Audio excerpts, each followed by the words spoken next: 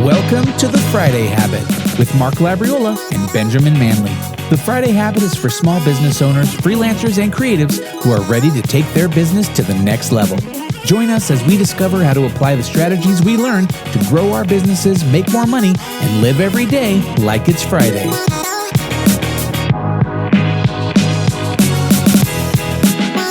And welcome to The Friday Habit. It is a lovely Friday somewhere in the world, and it's a lovely Wednesday if you're listening to this on a Wednesday. So, hey, it's just me today. My buddy Ben was unable to join this episode, so make sure you comment and be like, where are you at, Ben? He's actually out, but he is going to miss out on a great conversation. I'm excited today. We have Anthony Butler on the podcast today. He's the founder of the digital marketing agency Can Do Ideas and the creator of the Primal Storytelling Content System.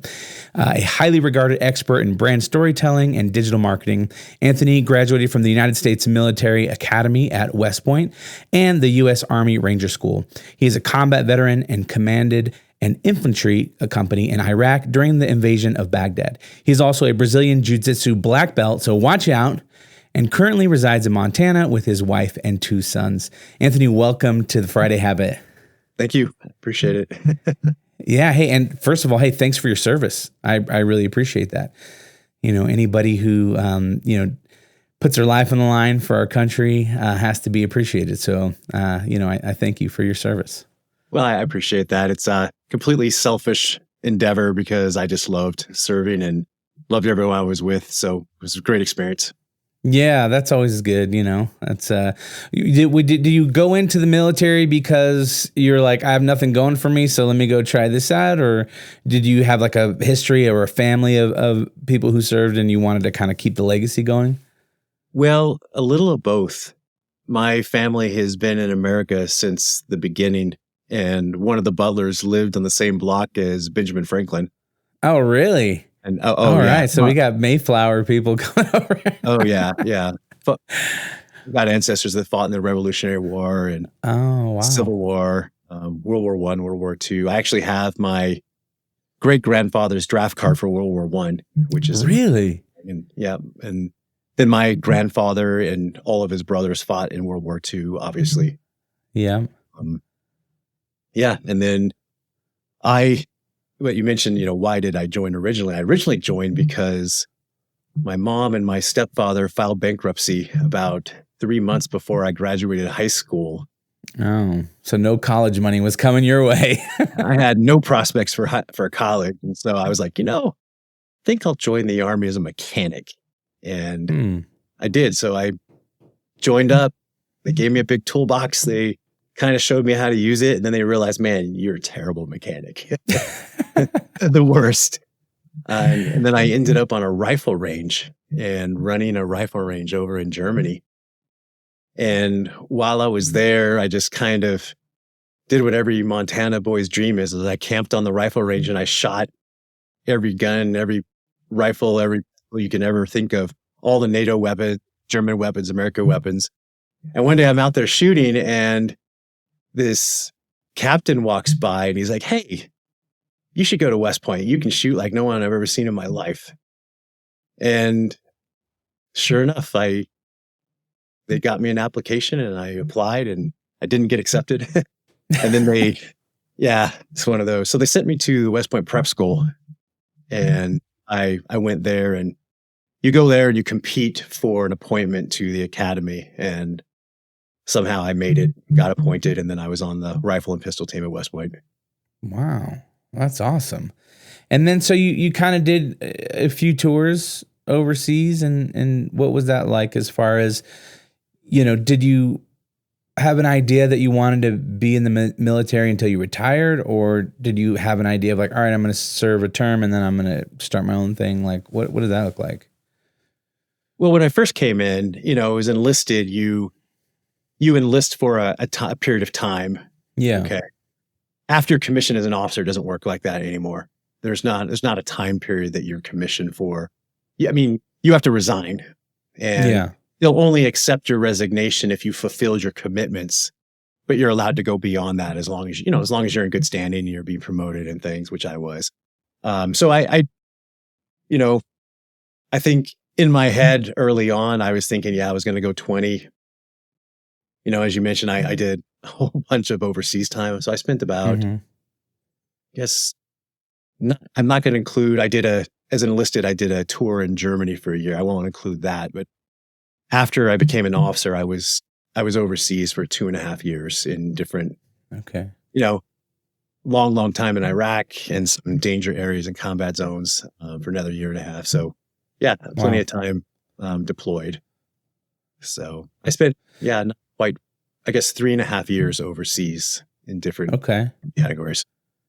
And then once you got out, what was your trajectory? You were a terrible mechanic, so you weren't going to start your own auto body shop or something like that. Yeah. So along the way, just about 1.5 years before I went to Iraq for the war, I had gotten married. So I had a beautiful young wife at home, and I go on this war deployment.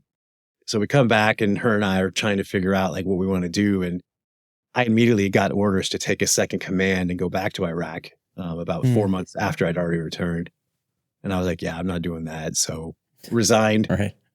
Well, then this is when the real difficulty came in, because in a 90-day period, I made every mistake, a man could possibly make. So I changed careers. I moved to a state I'd never lived in. I had a baby, bought a house, all of the same 90 days, right? And so I get out of the Army, and I've been in for more than 10 years, and not including my time at West Point. So if you include the time at West Point, it was almost 15 years. Wow. So I get out, and I couldn't find a job in Montana, where I'm from. I came up here and I just looked and looked. I couldn't find anything. And I just took a job I could get in Connecticut at a manufacturing plant. And I don't know why, but my wife and I just wanted to have a house. And so we bought a house like right out in the middle of nowhere in Connecticut, near where I worked. And one day I realized, like, you know what? We don't have enough money, because Connecticut is expensive. It's a tough place to live. And I wasn't making a lot of money. And I had never really thought that much about money while I was serving, because I was single and, as an officer. Low expenses, paychecks get deposited, and you just, exactly, save it. Yeah, all your money is for beer and steaks. That's right. So I get there, and I'm like, oh my God, I'm like 2 months into this new job, and I realize like we're not making it. And so I started looking around. I was like, what am I going to do? And my wife and I we really wanted for her to be able to stay home with our kids. She was pregnant. She was having a baby. And so I knew I had 2 choices: go out and get a second job and work nights and like never see my family, or start my own business and never see my family. So anyway, started a home business, but we started out first. And that kind of decision led just to like one business after another. And, at the same time, I was starting businesses on the side. You can think of it as a side hustle, I guess. Although back in those days, I don't think that idea was around. Right. Just a guy trying to make it. And I got this crazy opportunity where I ended up at the manufacturing plant. I needed money, right? And I had gone down to the bookstore at Barnes & Noble, and I was like, somewhere in this bookstore is the answer to my money problem. Like, someone made money. Other people made money. I could figure it out. Right. I'm walking around in there, and I find this book by Dan Kennedy. And I actually remember it was No BS Business Success. And I'm like looking through it, and he has this line in there. He's like, salespeople oftentimes will make more money than the CEO. Really? It's like, okay, that's what I'm going to do. I saw the sales guys where we worked, and there are all these like fat old guys. I was like, I could beat those guys. Those guys could beat me.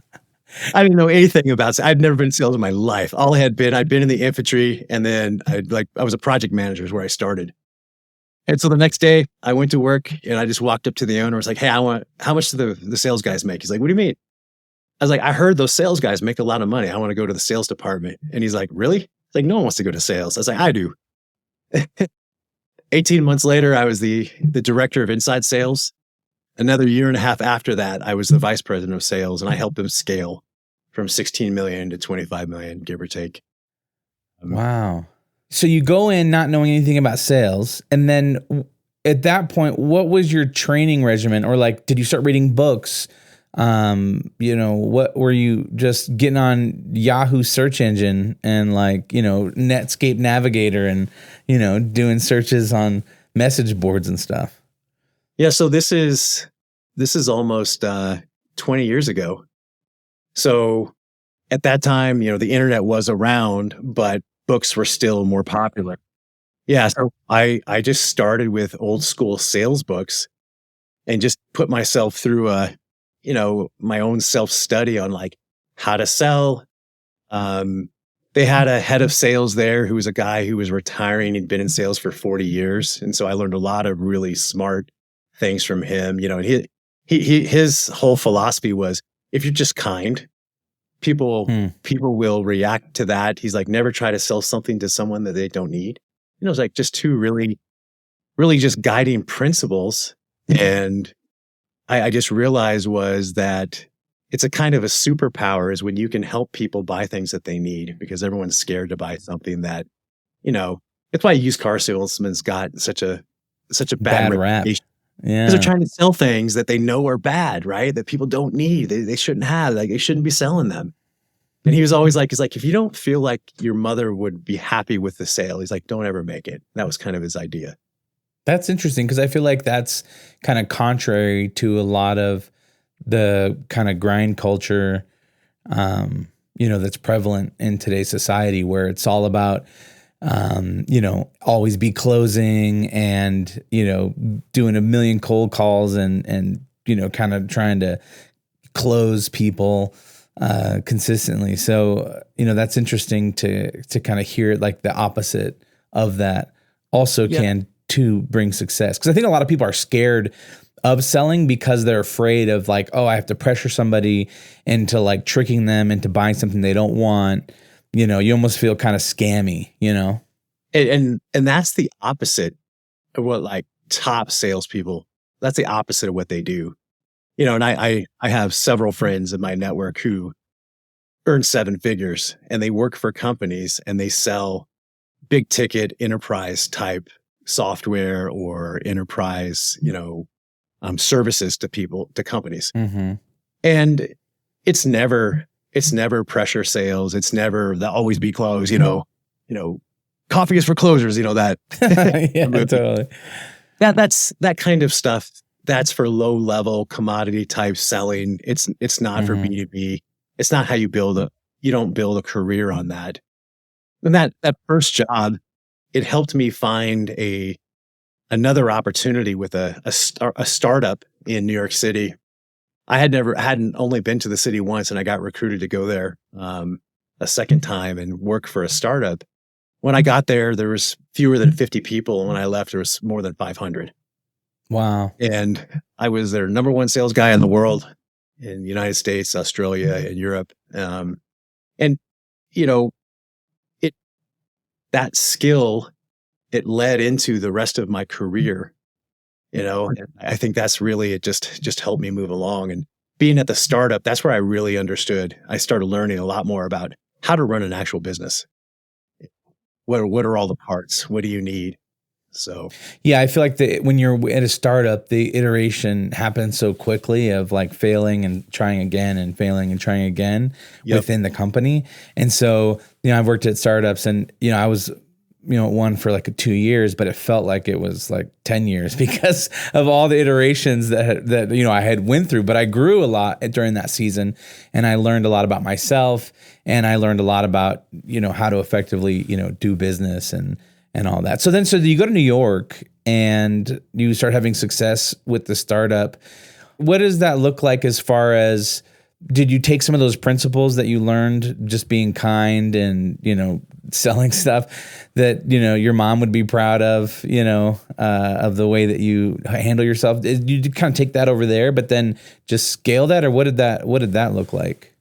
So 2 different things came to bear at the startup. First was, one thing I learned in the Army was how to work hard, show up really early, just have a really amazingly productive day.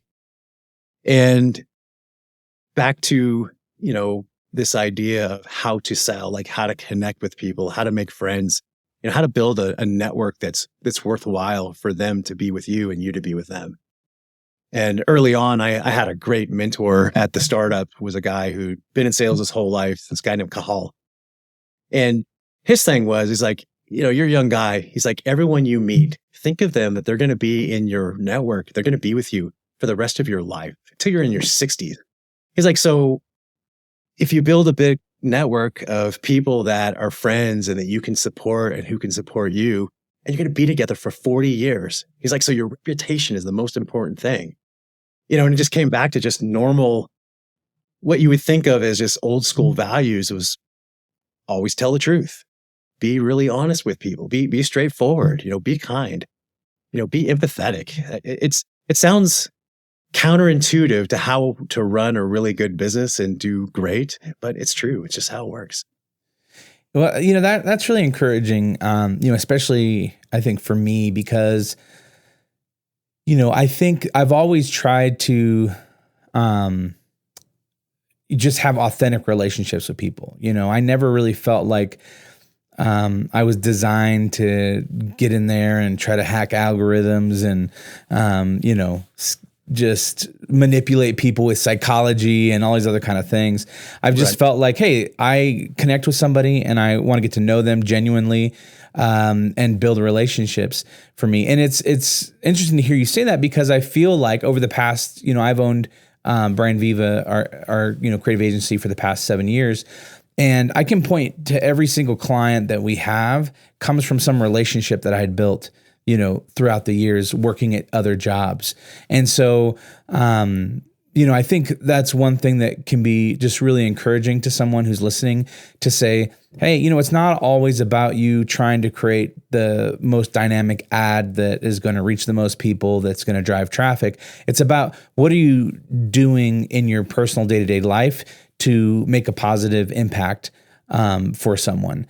And that can, that has paid me back millions of dollars, just doing that over a 7-year period, and just making genuine relationships and then seeing how that goes. But I think as a entrepreneur, you get, it's never happening fast enough, and it's never as much as you want it to be, so it's that trick of trying to stay present and be patient in the process, because there is always that carrot that's being dangled of like the next best thing and the quickest way to 7 figures and, all these kind of things that make you feel like I'm not moving fast enough or I'm not growing quick enough. And it can be discouraging, especially as an entrepreneur, because a lot of times you're alone, and I have really great friends, but they're all like employees, and it's hard for them to understand the situation that I'm in and the hustle and grind that I'm a part of, For sure.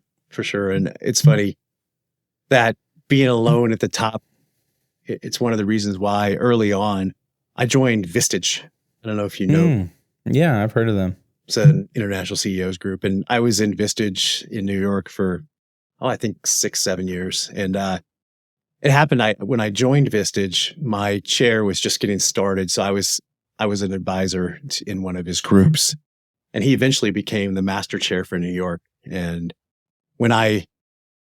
after the startup, I was recruited by a partner company to go over and build a sales and marketing team for them. And a couple of years in, their board appointed me CEO. And I joined Vistage as a CEO then. And that's when Mark and me and each group has about a dozen CEOs in it, all from non-competing industries. So really good. And so that's where you can vent and work with someone who's also a CEO and gets, hey, I didn't get paid this month because we didn't make any money, but all the employees got paid. And I worked, 400 hours this month. And if you ever had a month where you didn't get any money, that sucks. Nothing's worse. All right, we're going to pause this conversation here. Go to thefridayhabit.com. There you can find show notes for this episode. There you can also find links to our websites and ways to get in touch. At the bottom of the page, you can download our guide to the Friday Habit System that will show you how to set aside one full day each week dedicated to working on your business instead of in your business. If you're not already, make sure you subscribe.